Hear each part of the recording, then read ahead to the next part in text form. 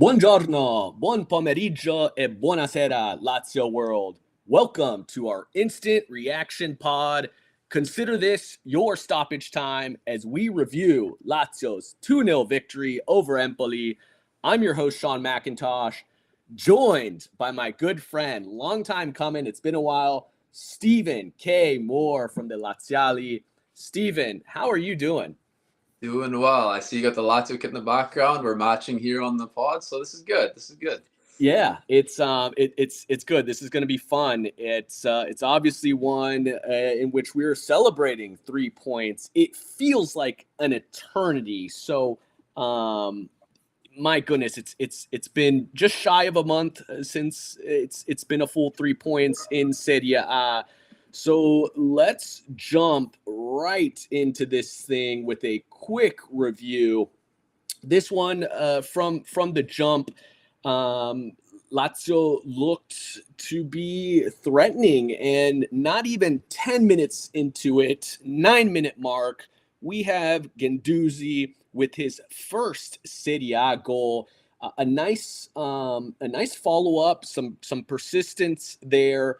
It starts off with Cheetah playing it to Zaccagni, who then finds a pretty open Luis Alberto right in front of the net, sees his shot blocked, falls to Cheetah. Cheetah tries it with his left, blocked, ball bounces to Zaccagni, tries again before it eventually lands to the feet of Guendouzi, who finishes it. And from there, Lazio seemingly has control in the first half.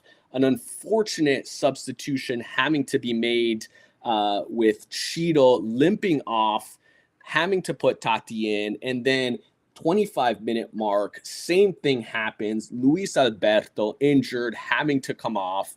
A number of massive saves from Provedel before we secure it at the 67th minute with a Zaccagni goal. Again, another one of those goals that comes from persistence after his third attempt. Rebound lands to him, a nice finish from the ground, sees this one out at 2-0. Tell me, Stephen, give us your 3 words or less to describe this match. I think I'm going to go less. I think you said it a few times. I think persistence. I think that was we saw it on both goals, and I think throughout the game, just with our team kind of holding on, it kind of felt like it was going to be one of those games where as soon as Empoli kind of got the one, they may have taken the lead, but Provedel kept us in it for a while, and we kind of kept mentally strong. Our back line played well. I'm really liking what I'm seeing with the Spanish duo right now with Patrick and Gila. So yeah, I think persistence is the only word I have to use for this game to get the 3 points. Yeah, and that's what I had. I had persistence pays off. One of those matches where, honestly, knowing this team could have went either way. We've seen it time and time again where we maybe hang on to a goal, put our heads down when opportunities don't finish, and then get bit. And there were certainly a number of opportunities where Empoli could have leveled it, and Provedel played absolute savior, taking a quick look at the statistics, and it really was two halves a little bit, because by the end of the first half, Empoli 53% possession in this one, 9 shots to Lazio's 8, and not a ton of activity. But by the time this match finished, Empoli still owned possession, 54-46. But they had 21 total shots, 7 of those on target, to Lazio's 14 shots, 7 on target. So, 21 shots, 7 on target. It tells the story that Provedel obviously came up massive. Belletti was there. We kept hearing in the stands, so it looked like Provedel kind of wanted to put his name out there to say, hey, Donnarumma isn't the only one that should be playing for this Azzurri team right now. So, and we saw it today. He like spectacular saves. Could have been easily 3-0, 3-1 when after the first goal went in by Guendouzi. So, kept us in it. Yeah, and it was nice to see, not only obviously us keep a clean sheet by and large to the work that Provedel did, but the attack seemed like we had more opportunities. I was I was really, really sad for Cheeto to leave this one for many reasons. The obvious is you never want to see any player, let alone a legend like Cheeto, go out with injury. But I felt like this one we saw more of a style of play that would have benefited Cheeto early on. He had some opportunities, didn't necessarily he wasn't at his best on some of those opportunities, but I knew this game would eventually open up, and open up it did. So I was really disappointed. I had a prediction that I texted Kayla prior, and I was like, I'm feeling a brace. I'm feeling hitting this 200 goal mark, and so I was pretty devastated to see him go out. But we talked about Provedel. I had him as my man of the match. Who was your man of the match? I want to say Guendouzi. Provedel was obviously, I think he's kind of the one player from last season who has continued with what he has done. He hasn't kind of dropped off like we've seen with some of the other players like Felipe Anderson, like Zaccagni, even with Immobile, Luis Alberto, kind of the same thing. The veterans of the team, if you want to call them that. Obviously, Provedel's only been here for a bit, but he's the one who's kind of continued from last season. Guendouzi to come into a team like this, to adapt to a completely new style of play in a new country. And actually, I think I saw a tweet flying around, like he's not just the best newcomer. I think he's one of the best players this season to date right now. And again, today he's like, just the way he's able to move Lazio up and down the field, a true box-to-box midfielder. And he's kind of replicating in some aspects the work of a Milinkovic-Savic. He's not obviously at that level yet, but who knows, maybe someday eventually. But he's doing kind of what no one else is doing in that midfield right now, is being able to connect the back line to the forwards, create chances, be persistent, and play match in, match out, and actually play consistently is the most important thing too. Because even when I was in Rome for the 3 matches, Lazio didn't play too well, but Guendouzi was the standout star for every single game, and now he's doing it again still. So, yeah, and he's the type of player that even when he's not playing his best from like an attacking standpoint and what everybody else would measure a player by, he's providing so much in the way he presses, his energy level, obviously his commitment to track back. I mean, he's a special player for sure. I also want to give a shout out to Zaccagni because I thought he was fantastic today. Early on, while he wasn't completely successful on all of his dribble attempts, he just showed the mentality to want to take players on one-on-one. A lot of times that can be the frustrating thing with Felipe, and Felipe started off this match with a couple successful dribbles, but oftentimes Felipe, my frustration with him is that he may be unsuccessful in his first couple attempts, and then he kind of abandons it for a lot of the matches. Zaccagni today, he just put his head down, continued to attack, and ultimately it paid off for him. So I loved what I saw from him. On the other side of things, and I'm going to let you answer this one because we're going to talk about our bidone of the match. I really struggled to single out any particular player, so I'm going to let you answer first. Who did you have as the bidone? So I'm going to go kind of on the probably the opinion against many here, but I think there's 2 for me that just haven't clicked, and it is 2 of the newcomers. I think Kamada and also Tati. Unfortunately, just today, like if you look at the rest of the team, what they did, it kind of seems like Kamada is not.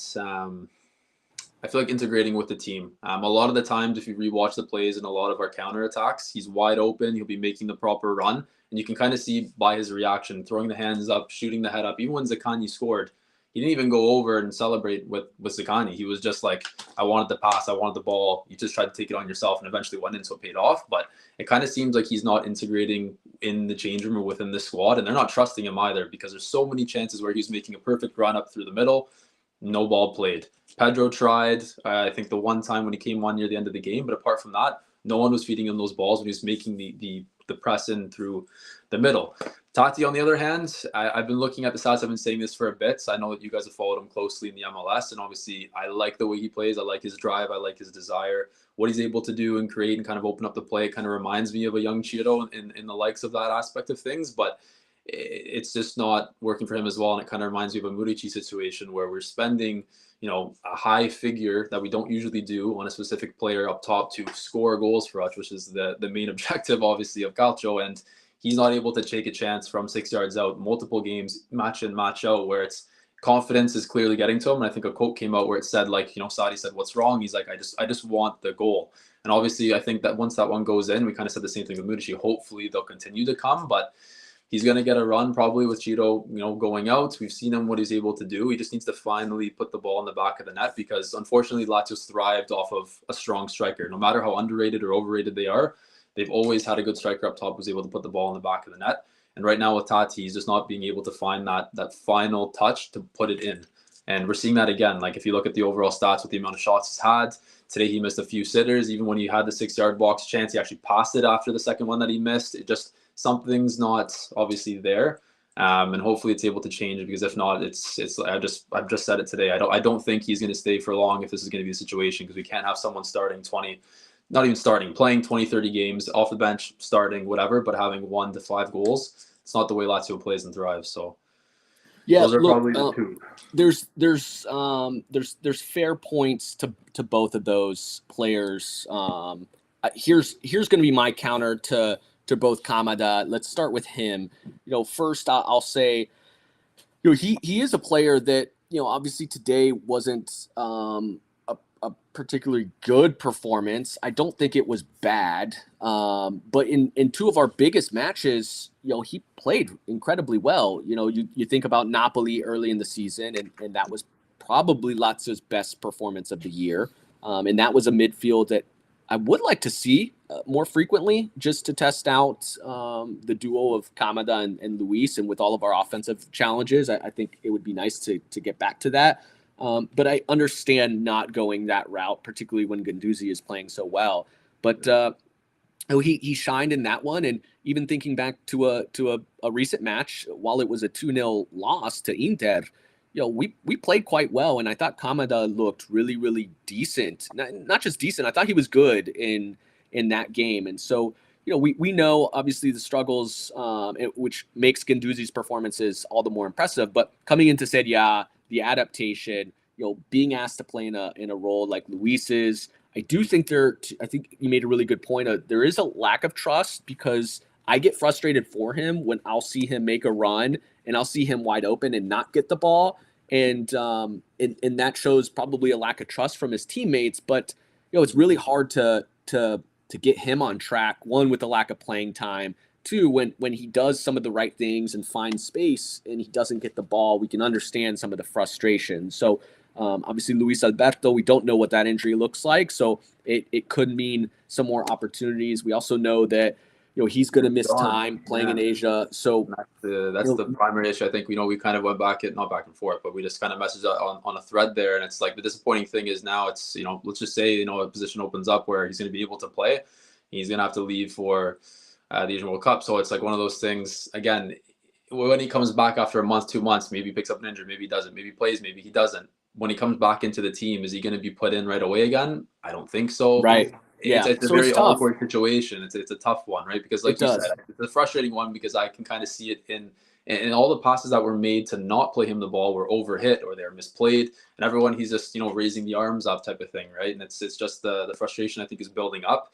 My thing that I also noticed with him, I do agree with you where he's had the good games, he's had some good moments, but the way he plays and the way he is playing, maybe it's the confidence thing right now, it's a trust with his teammates, or where should I be, where should I not be, obviously with a new position, but he doesn't have the same type of drive. It kind of seems like he's floating on the field most of the time, not really like a Guendouzi, like a Rovella, like the rest of the midfield that's there, like a Luis Alberto. Sometimes he's learned the defensive aspect. You kind of see him track back, get angry, try to win the challenges and stuff like that. With Kamada, it kind of seems like he's kind of just floating on the pitch and kind of I'm in a good area, I'm in a good spot, but no one is trusting me to kind of take advantage of that. And that's, I think, what we're seeing every time we kind of touch the field. So, well, frustration is starting to build, and again, Luis hasn't played well himself, and we've talked about it on a number of episodes. Just something not necessarily clicking, whether it's the system or players just being a little bit off this season. So Kamada probably more of a spotlight, because most Laziali don't have a ton to go back to, right? We can go back to all the great moments with Luis Alberto and the history with Cheeto and all of these players. And so while they're struggling, it's for us the immediate struggles with a Kamada. leads us to believe that he's just a flop and not a good player. And, Yeah. he was a great player, and he's I think he played still is a strong good in player. Europe, and he was It's a lead guy for Frankfurt. And so, I know there's so much more there, but, on the Tati front, I think, talk about frustration. That is a player that you certainly see the frustration, and that starts to play in any striker's head. We see it with our very own Cheeto at times, right? Like, he's just been so incredibly consistent, one of the most consistent players in Serie A, particularly from that position for the last decade plus. And, we see that frustration where he becomes a different player for the national team. But here's what I'll say about Tati. Tati, here's the difference between Tati and Murici. The Murici in every other phase of the game, just take scoring out, struggled, right? Absolutely. His touch, his ability to just understand his teammates. He was such a one-dimensional player. Tati is doing everything but finishing. Yeah. And his hold-up play. I mean, he's such a flexible player that can also play out wide, and he's doing everything to put himself in great positions. He's just not finishing. I believe that is something that'll come. Obviously, that's so built on confidence. I mean, he's proven he can score, and yes, Major League Soccer is not Serie A, but it's a tough league to score in. It's a physical league, and he did it there. He did it in La Liga with a weaker side against some giants, and he's put himself in opportunities. I think he's just got to find the back of the net and build that confidence, and he may get a run of form here with Cheeto out. So we'll see what that looks like. But I believe those are two. I have more faith in Tati than Kamada, only because it seems like, and I believe Kamada is a really, really strong player, and I like some of the moments I've seen. I just don't know if he's going to have enough opportunities to make a decision to keep him long term. Where on the flip, we've invested in Tati. He's a young player. He's kind of done everything else. And Sadi clearly trusts him, because we've seen the opposite with Sadi, right? We've seen this with Cancellieri. We've seen this with Luca Romero. We saw it with other players where if they just don't show anything in the one or two opportunities, he'll yank them. So clearly Sadi believes in something with Tati, because he's getting a ton of opportunities. So, tell me, Steven, materializes, right? Because that's the last thing we want to say is, when does it become an issue? Like, let's say, we're at the halfway season, in 2-3 rounds. After that, we kind of take a review of the halfway season. We kind of take a look and go, okay, what's going on? Another 10 matches near the end, still the same situation. Maybe this year is, everyone's off. So that doesn't say just something about him. Obviously, Zaccagni's off, Felipe Anderson's off, Luis Alberto's off. If everyone around him is off, it's kind of harder for him to thrive. But maybe this is just kind of that one-off season that kind of throw it in the bin and then, kind of restart fresh next season. Hopefully that is the case. But and we're not creating enough opportunities, right? Today was probably, today those are the opportunities you've got to bury. But even in the goals that we scored, right? Like Zaccagni, it took 3 attempts for him to finish it. Guendouzi, it took us 3 attempts before it lands nicely. One too, off of from Immobile there. So exactly. It's like I think the finishing of the team in general is just all kind of off, and it seems like it's one of those things. It's just it's contagious, and everybody is just a little bit off, and we're not creating enough opportunities. That's the frustration for Cheeto, right? Like, we know Cheeto bags a ton of goals, but the best thing about Cheeto Immobile over the years was how often he created those moments. Right? He's not, as much as we love him, he is not the world's most clinical finisher, but his strength is that he opens things up and he creates. He's 4 or 5 chances. Great. He's going to come out of a match with 2 goals. Like that's what he does so well this season. I mean, right, one opportunity, and then he has a poor touch. And he's just a player that needs a couple to get into a rhythm. So that's really the frustrating things for these strikers in this system as it is today. They've got to be Erling Haaland. They've just got to be able to be as clinical as possible, because they're not going to get a ton of chances. So there's a lot, messed up with this. But let's look at this, right? It's 3 points. We've got one more match before the end of the year against Frosinone. As it currently stands, we've got a game extra. but we are now ninth in the table, 24 points. We sit 1 point behind Roma. A fight for the top four. We're currently 4 points behind Bologna. We're only 3 points behind Roma or Napoli. Again, we played one extra match as it is today, December 22nd. What are the positives that you take from this, and tell us, like, what are you thinking? Where's your head at as far as expectations now with this side?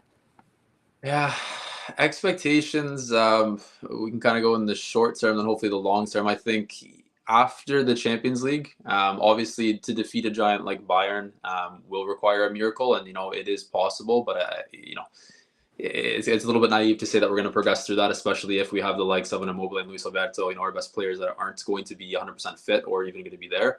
Um, I'd like to say, we put in a good performance. We take it to Bayern as much as possible. I know we faced them, whatever it was, 2 or 3 years ago. Last time in the Champions League, we kind of let it slip away from us. Lost 6-2 on aggregates. Hopefully this time it's a little bit closer. But we obviously know that Bayern is a strong giant. So with the likes of a Harry Kane, facing off against a Patrick, Mario Gila, Marusic back line right now, does that make me a little nervous? A little bit, yes. So I think in the short term, once the Champions League is passed, I know we have a big clash if Roma beats Cremonese in the Coppa Italia. That should fire the team up, and hopefully we need that one game to lead us and project us. I remember a few years ago it was Atalanta when we came back from a 3-0 deficit, came back and won that game. We just need that moment in that game where most of us thought it was going to be Inter. Played extremely well, better than Inter in the first half. If we would have scored a goal, the game is completely changed. If we win that game too, our whole trajectory is like we're here now to kind of continue on this consistent patch of form, just like last season. But if we're able to kind of have that one game, and maybe it is the Coppa Italia against Roma, then it's just the Coppa Italia and Serie A to kind of focus on. I kind of see us, still, I don't want to over hype things up. I think I had us finishing third or fourth when I first, did the predictions of the season before. But obviously, I think a lot of us didn't understand the impact that Milinkovic, his absence would have, and it's obviously been detrimental. So hopefully it's going to be like a 4th to 6th run, kind of stay competitive with the likes of the Roma and Napoli to kind of get that position, because who knows, even if we finish 5th this year, maybe there is Champions League or whatever league, if it's going to be the Super League, that we can kind of qualify for. So I think those are kind of the expectations that I have right now. What do you think of, and we didn't even get a chance, so I'm going to backtrack a little bit. But I was just thinking, you made the mention of obviously Bayern, and we don't know what players. It's still a ways off who's going to be fit and who's not. But you mentioned Gila and Patrick. Give me your thoughts on Gila, because he's a player that I've been incredibly impressed with for a number of reasons. But I think he's eliminated any questions about being a useful player. What'd you see from him today, and what do you think of the player overall? I think he's been, I'd say, the breakout player of the season, right? Someone who's kind of been left on the sidelines, left to kind of be there like the Kamenovic's, where you don't even know that they exist still. It looked like he was just going to be sent out on loan in January to finally, let's get some playing minutes like a Cancellieri, and then, an opportunity presents itself, and there's players who take it, there's players that don't. He has definitely been one that's taken it. I think playing with Patrick, though, has also helped too. The language, who knows? Patrick's been there for a long time as well, has kind of given them the leadership to kind of stay central, but the desire and the drive that he has, the pace he's able to do, after he puts in a challenge, if he steps up, he's the first guy sprinting back to get right in the back line. You can kind of see how that's been engraved into their minds by Saudi, where it's like, if you step, you get back as soon as you are missing out, or if you make that challenge, even if there's a free kick, you run back. You don't stay there and kind of forget about what's going on. So when Romagnoli comes back, is it going to be, a Gila, Pasale, or Patrick? It's a good thing. It's a good problem to have, I would say. Yeah, because we were so concerned, right? Going into this season, we were like, if one injury to a center back happens, we're left with Patrick, Gila. Like, what are we going to do? And now changed. Yeah, I mean, Gila had a moment in this match in the 20th minute where he is charging all the way upfield and wins the ball, plays it nicely to Cheeto. Ultimately, it's Cheeto does a nice job laying it off to Guendouzi, and keeper makes a save. But the pace of Gila is so tremendous, and he's so quick off his line to like jump into an attacking phase or make a goal-saving tackle from so far out of position. And I thought today the I thought Pellegrini played pretty well too. And what I saw from Pellegrini is just such a nice job switching into Gila's position when Gila would make some of those tackles so far up the pitch. Obviously it was a clean sheet and not without its moments that required Provedel to make some saves, but I really like the back line, particularly when we see Pellegrini, and Gila's pace is incredible, and Patrick has been super sound this year, so that all of a sudden has become an area of shall I say depth, but I think I think I'm pretty excited about that. And maybe that allows us in the winter window to now focus on some other areas. Is there anything that you want to see or you feel like should take priority as we start to take our eyes to that winter window? It's a tough one, right? We've seen a lot of injuries happen. They're still happening. And who knows if this was just, we had the Christmas party 2 days ago and we're recovering type of thing. But it seemed kind of strange. Within 20 minutes, our top 2 players kind of go down with injuries, muscle injuries, right? But it's a tough one. Like, I would have said a center back at the start of the year because I didn't think we had enough depth. Now, with everyone kind of in form, I think that can kind of be not as much of a priority. We've always talked about a fullback, and I think there's been several links to Valeri. I think even numerous things have come out as of late, like this week, where they said, Valeri is going to be signed in the summer. So can I see us signing another wing back over the January period? No. But with Kamara going, I think we do need another central midfielder. I think that should kind of be the priority, because with him gone, our alternatives are, let's say Luis Alberto is gone. We have Basic. And I think, again, he's probably going to leave in January as well. So I think if we offload, Basic this January, Kamada is going to be gone as well. We need someone else to kind of step in there. I think there was a lot of hopes. Like there's no doubt that Kamada is a good player. I just don't think he fits this formation and these tactics. So I think that they were kind of hoping, because we kind of saw the deal that happened. It was late into the Mercato. It was like, okay, I guess we'll kind of shoot in the dark here and just he's still available. Let's go for him. Let's make it work. Let's happen. But I think that actually needs to be some sort of proper scouting done where we can kind of get someone who fits in, like a Guendouzi. Like, that was properly, thought through, kind of look like. We just need something like that on the opposite side, I think, for reinforcements for now.